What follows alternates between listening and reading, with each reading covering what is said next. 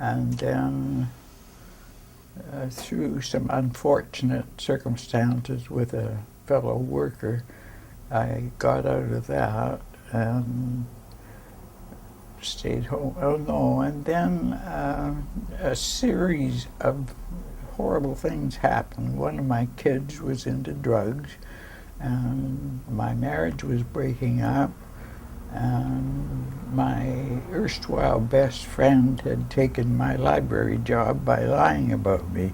So this put me into a state of depression, where I went to the hospital out at UBC and spent a glorious summer.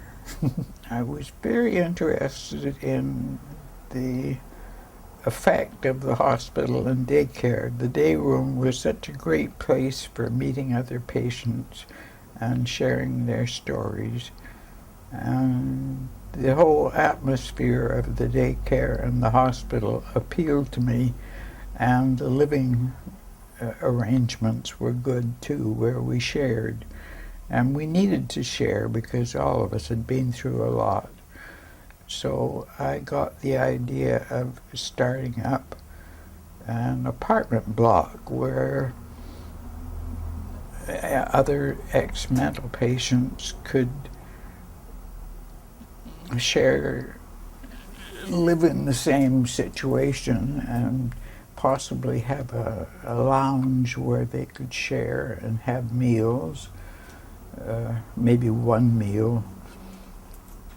And so after I left the hospital and daycare, I went to the Mental Patients Association and spent some time there.